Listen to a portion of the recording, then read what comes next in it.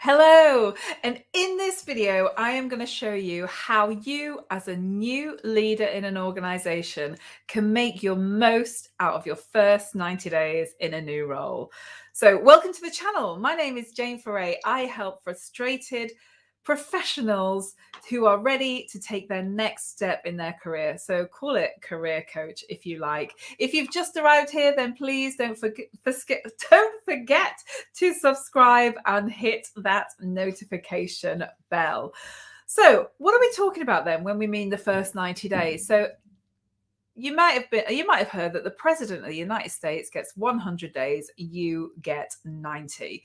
So 90 days, 3 months in a new role is an amount of time where you are judged by the organization and you are also judging the organization. There's even a book been written about it by Michael Watkins, and this has been my Bible when I've changed roles from either within an organization or out of an organization and into a brand new one.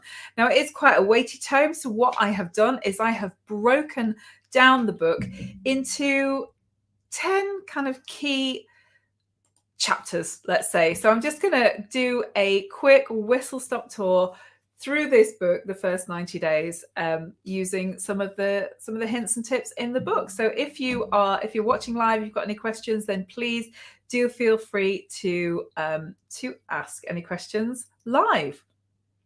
So what happens first then? So first things first, what you need to do is you need to promote yourself.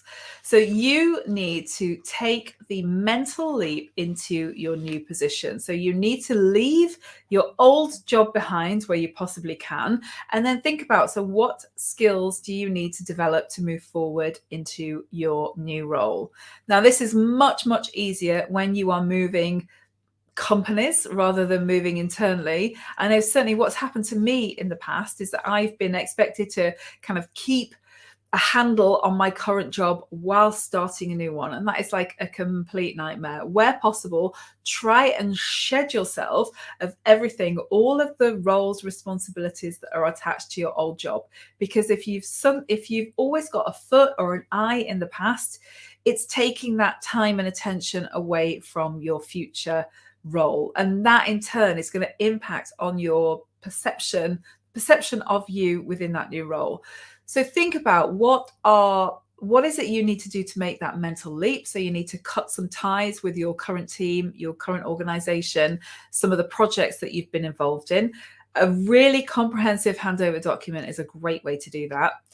Think about some of the skills that you need to develop to help you to be successful in your new role, and also have a really honest kind of conversation with yourself and think about how do I assess some of my vulnerabilities? So what is it that I do that is going to trip me up? So if you can bring that to the front of your mind, then you are less likely to experience that and for that to happen. So just a really honest conversation with yourself.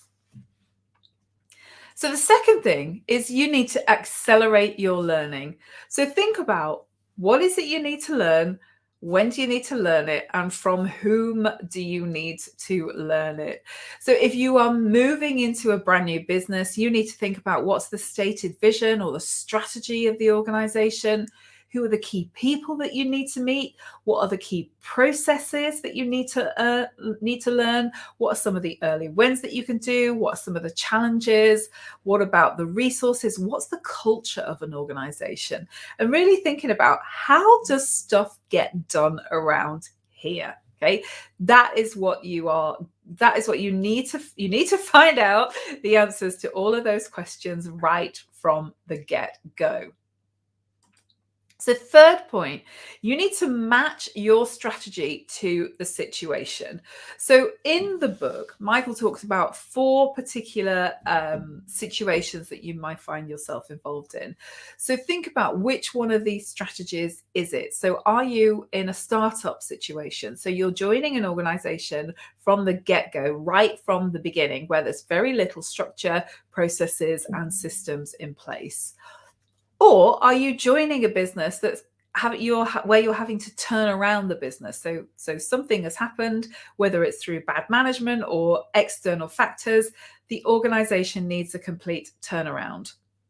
Maybe it's just a realignment. So rather than a 360 or a 180, actually it's just merely a pivot in terms of changing. And this happened a lot at the beginning of the pandemic. So, people who were running kind of in-person events suddenly had to realign to just move their business to thinking about how to host more online events. And then the other situation is, you're already in a successful business. How do you sustain the success that has already been achieved?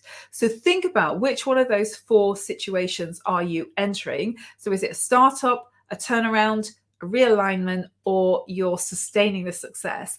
And your strategy needs to match the situation that you find yourself in. So I mentioned this briefly earlier, but thinking about, based on what you know right now, what are your key priorities? What can you do over the next 3 months? Remember, 90 days is just 3 months, right? But what sorts of things can you put in place so that you can get some early wins under your belt? So what this does is it gives the person that's hired you reassurance that actually you are a doer, so you will get stuff done. But also it kind of helps to establish you and your reputation in the workplace. You can also, it's almost like get some early quick wins under your belt, whilst also having an eye on your longer term strategy. And some of those early wins should get you to your longer term strategy. Number 5, you need to negotiate success. So there are some conversations that you need to have. So think about for yourself, how effectively have you built relationships with new bosses before? Think about what went well for you, how well did you manage expectations, and what resources will you require? And in terms of negotiating success, he talks about, in the book, Michael talks about the 5 types of conversations that you need to have. So one is the situational diagnosis question. So it's almost like get really clear, negotiate actually what is it you're there to do. So is it, remember, it's around the startup, turnaround, realignment, or sustaining success. Get really clear from your boss what is the situation. Okay. Then think about some of the expectations. So have a conversation about expectations. Have conversations about style. So both your style and the style of your manager. There's then a resources conversation as well. So have a, it's essentially a conversation around critical resources. So what is it that you will need to be successful? What is it that you need your boss to do for you? Maybe what you need to do in the short term is you need to actually, what we call, borrow some resources from somewhere. So actually, if you need to get X early win in, you need somebody in the team with some expertise very, very quickly. So either that's from within the organization or somebody that you would like to bring in for a very short defined period of time. And then the 5th thing that you really need to negotiate is your personal development. So think about your tenure in the job. What areas do you need? So I've worked with people in the past who have negotiated as part of their sort of starting package, if you like, to have an onboarding coach like me working with them so that they can have those conversations, where they can just sort of think, they can have a thinking board, an external thinking board outside of the organization with somebody who has absolutely zero kind of skin in the game or anything to lose in that. So really think about what are the courses or coaching conversations or mentoring that you need that would really strengthen your capabilities, that would help you to succeed. Next, you really need to achieve alignment. So think about what are your provisional observations about misalignment with regards to strategy, with regards to structure, processes, skills, culture. So when I've changed jobs in the past, I spend the first 30 days, really just talking to people, getting to understand how things work about here, what my role could do to help that other person have an easier life.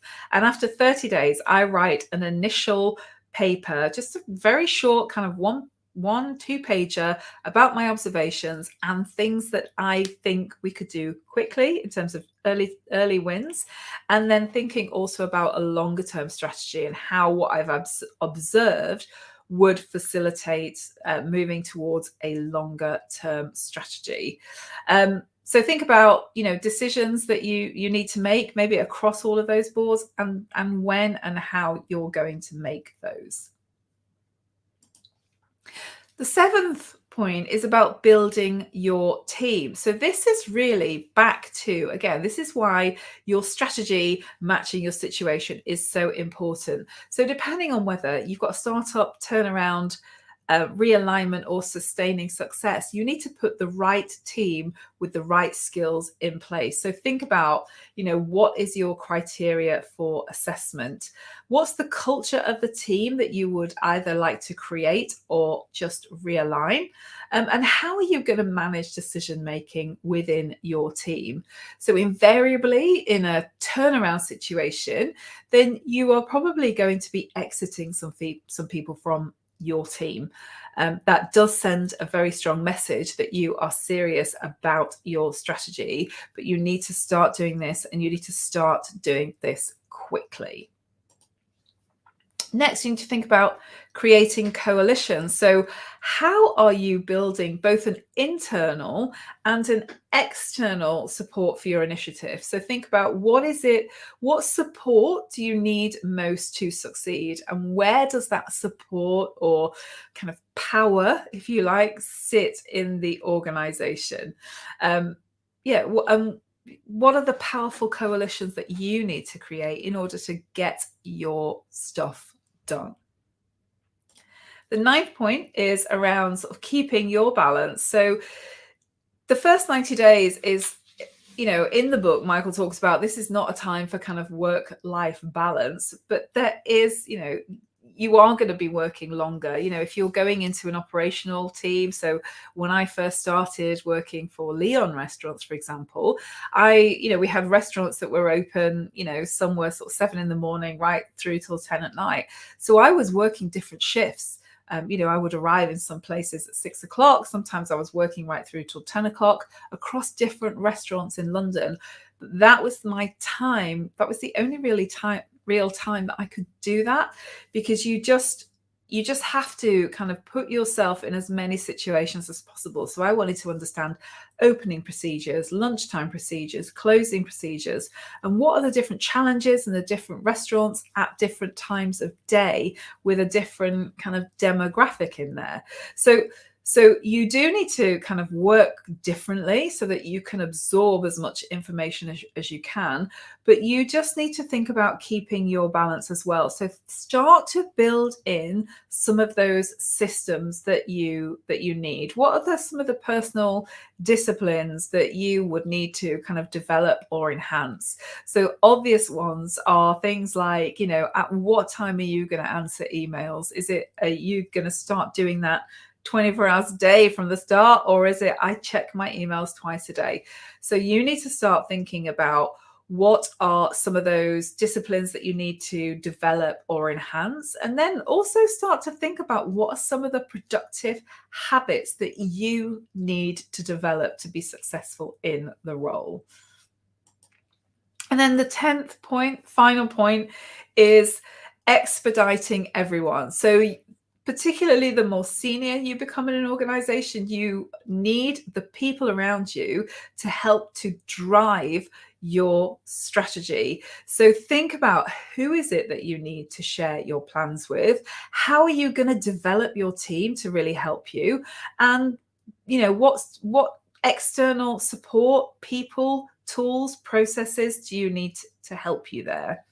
Think about the conversations you need to have around kind of situational diagnosis, expectation style. Talking about your style and how people can best work with you will really, really help you in this matter.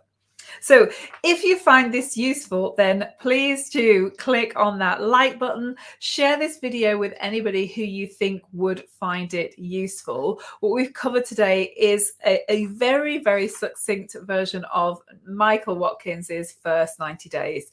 The 10 things that you need to do, the 10 things that you need to do to really get your first 90 days to be a success in a new role, which of course means you will keep the role. You'll pass your probationary period.